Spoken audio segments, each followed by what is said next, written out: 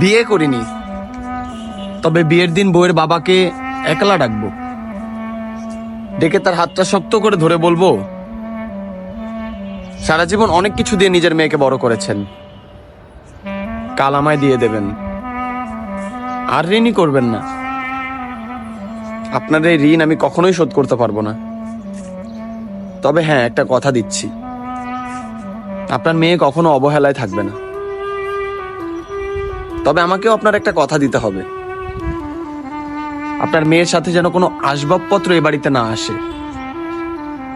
সত্যি বলছি, আর ঋণই করবেন না।